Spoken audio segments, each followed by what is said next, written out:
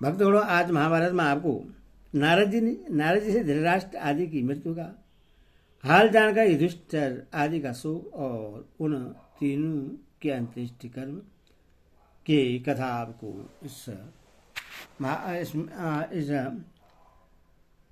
कथा में कहूँगा। आप इसको ध्यान पर सुनें और इस चैनल को लाइक करें, सब्सक्राइब जरूर करें। सुनिए। बेशवान जी कहते हैं, जन्मेजय पांडवों को तपोवन से लौटकर आए जब 2 वर्ष व्यतीत हो गए तो एक दिन देवर्षि नारद राजा युधिष्ठिर के पास आए। युधिष्ठिर ने उनका विधिवत पूजा की और जब वे आसन पर बैठकर थोड़ी देर विश्राम कर चुके तो उन्होंने कहा, भगवान, इधर बहुत दिनों से आपके दर्शन नहीं हुए थे, कुशल तो है ना? इस समय आप किन किन देशों में भ्रमण करते हुए आ रहे हैं? बताइए, मैं आपका क्या सेवा करूं? आप ही हम लोगों की परम गति हैं। नारद जी ने कहा, राजन, तुम्हारा कहना सत्य है। इधर बहुत दिनों बाद तुमसे मिलना हुआ है। इस समय मैं तपोवन से आ रहा हूं। रास्ते में भगवती गंगा तथा अनेकों तीर्थों का भी दर्शन करता आया हूं।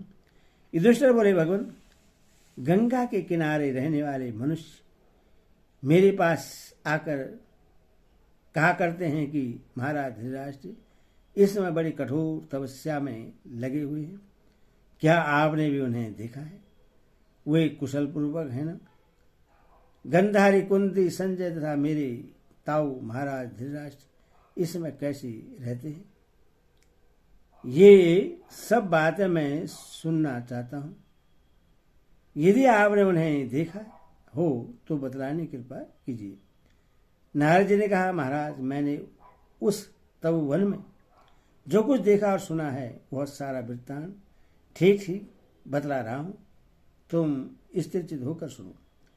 जब तुम लोग वन से लौट आए तो तुम्हारे पिताजी गंधारी और वधु कुंती के साथ गंगा द्वार हरिद्वार को चले गए। संजय और यज्ञ कराने वाले पुरोहित भी अग्निहोत्री की सामग्री लेकर उनके साथ ही गए। वहां पहुंचकर तुम्हारे पिता ने तीव्र तपस्या आरंभ की। वे मुंह में पत्थर का टुकड़ा रखकर वायु का आहार करते और मौन रहते थे। उस वन में कितने ऋषि थे, वे सब लोग उनका विशेष सम्मान करते थे। उनके शरीर में चमड़े से ढकी हुई हड्डियों का ढांचा मात्र रह गया। इस प्रकार उन्होंने 6 महीने व्यतीत किए। गंधारी केवल जल पीकर रहने लगी। कुंती देवी 1 महीने तक उपवास करके एक दिन भोजन करती थी और संजय 6ठे समय अर्थात 2 दिन उपवास करके तीसरे दिन संध्या को आहार ग्रहण करते थे। ये कराने वाले ब्राह्मण उनके द्वारा स्थापित अग्नि में विधिवत हवन करते रहते थे। राजा धृतराष्ट्र कभी दिखाई देते और कभी अदृश्य हो जाते थे। अब उनका कोई नियत स्थान नहीं रह गया था। वे वन में चारों ओर विचरते रहते थे।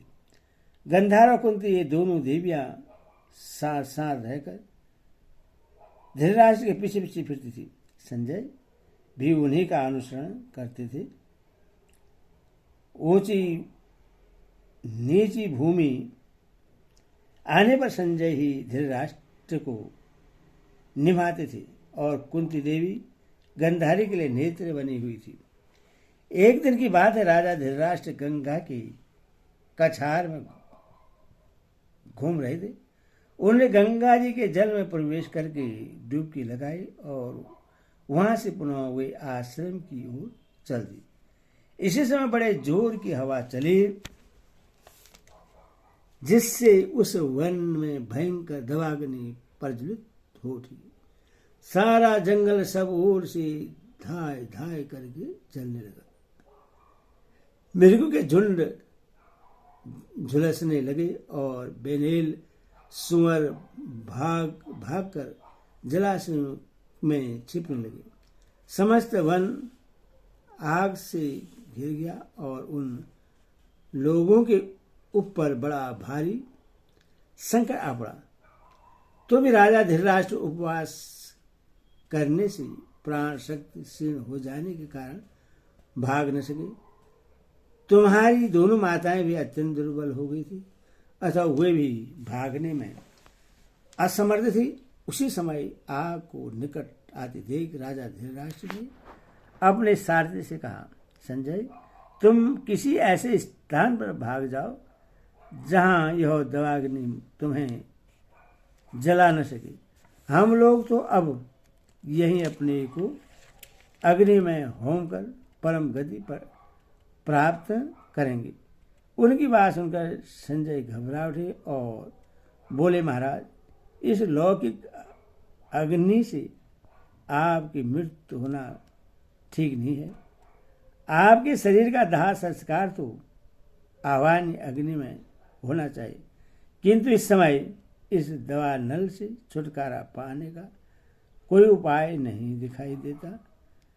अब इसके बाद क्या करना चाहिए, यह बतलाने की कृपा करें। संजय के इस प्रकार पूछने पर धृतराष्ट्र ने फिर कहा, संजय, हम लोग स्वेच्छा से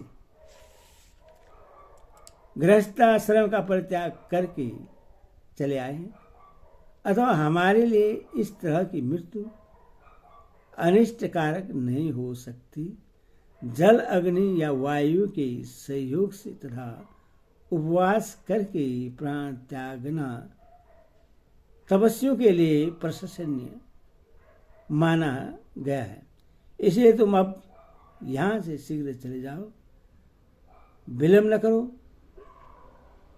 यह कहकर राजा धृतराष्ट्र ने अपने मन को एकाग्र किया और गंधारी तथा कुंती के साथ वे पूर्वाभिमुख होकर बैठ गए।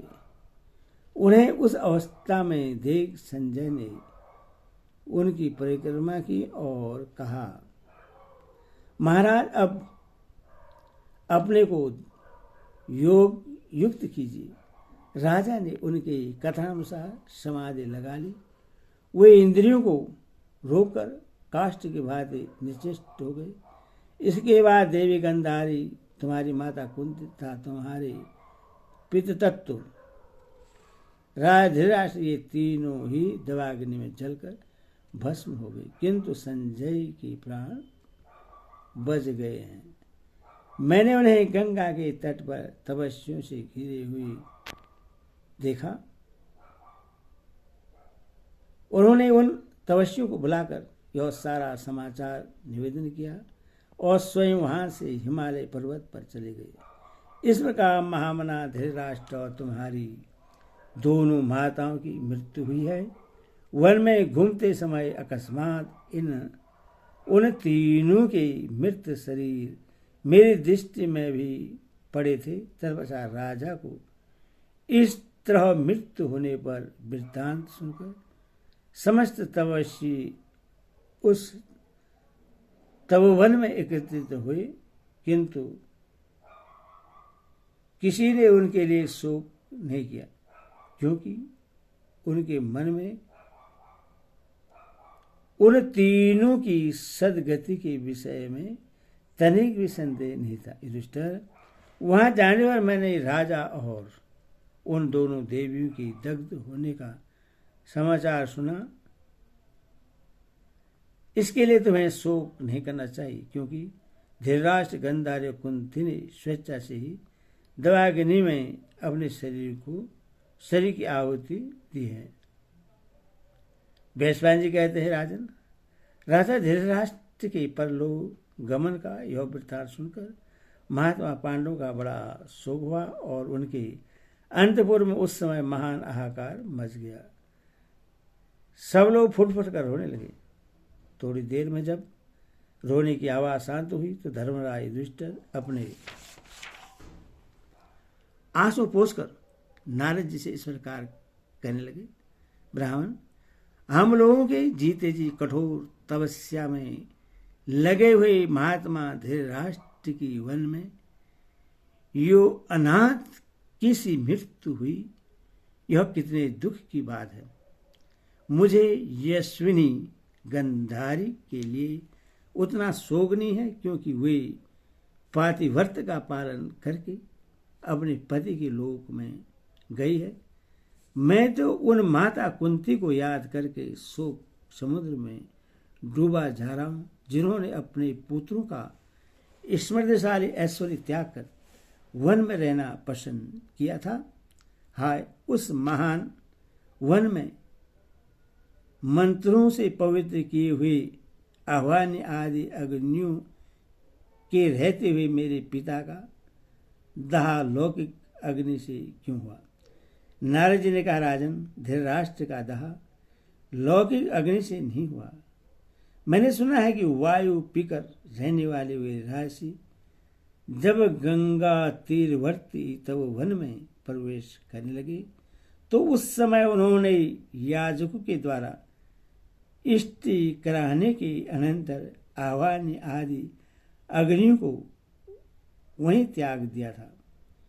उनके याजकगण उन अग्नियों को निर्जन वन में रखकर इच्छानुसार अपने अपने स्थान को चले गए।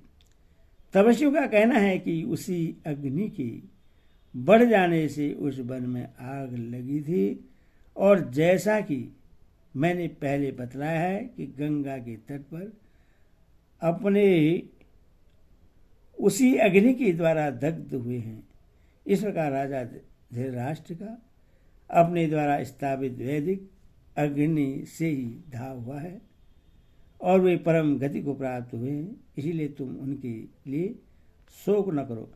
गुरुजनों की सेवा करने से तुम्हारी माता ने भी बहुत बड़ी सिद्धि प्राप्त की है, इसमें तनिक भी संदेह नहीं है।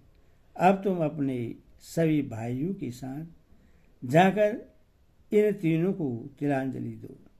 तुरंत राजा युधिष्ठिर अपने भाइयों और स्त्रियों के साथ नगर से बाहर निकलकर गंगा तट पर गए। नगर तथा प्रांत की प्रजा भी राजभक्ति से प्रेरित होकर एक वर्ष धारण के गंगा जी के समीप गई। फिर सबने जल में स्नान किया और योद्धाओं को आगे करके उन्होंने महात्मा धृतराष्ट्र, गांधारी और कुंती देवी को उनके पृथक पृथक नाम और गोत्र का उच्चारण करके जलांजलि दी। उसके बाद अशौच निवृत्ति के अनुकूल कार्य करते हुए पांडव लोग नगर के बाहर ही ठहर गए। युधिष्ठिर ने जहां राजा धृतराष्ट्र दग्ध हुए थे उस स्थान पर भी विधि विधान के जानने वाले विश्वास पात्र मनुष्य को भेजा और वहीं हरिद्वार में उनके श्राद्ध कर्म करने की आज्ञा देकर उन्हें दान में देने योग्य नाना प्रकार की वस्तुएं अर्पण की।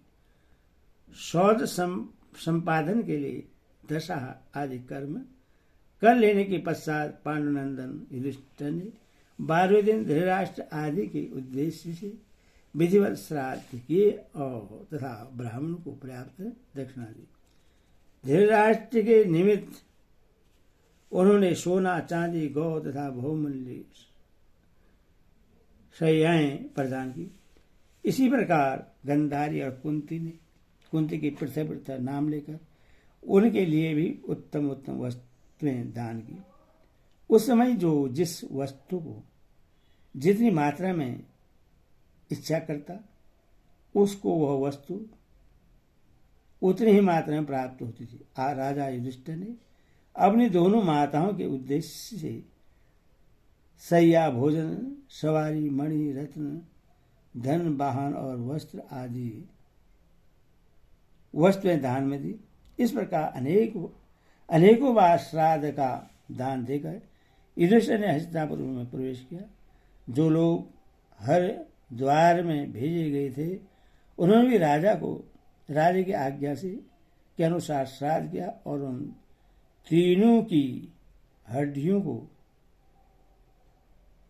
एकत्रित करके भांति भांति के फूलों और चंदनों से उनकी पूजा की और फिर उन्हें गंगा में प्रवाहित कर दिया। इसके बाद हस्तिनापुर में लौटकर उन्होंने यह सब समाचार राजा को सुनाया। देवसे नारद जी भी धर्मात्मा राजा युधिष्ठिर को धैर्य बताकर अपने अभिष्ट स्थान को चले गए। इस प्रकार युद्ध समाप्त होने के बाद राजा धृतराष्ट्र ने अपने जाति, भाई, संबंधी, मित्र, बंधु और स्वजनों के निमित्त दान देते हुए 15 वर्ष हस्तिनापुर नगर में व्यतीत किए थे। अब 3 वर्ष वन में तपस्या करते हुए बिताए। हरि ओम दशरथ हरि ओम।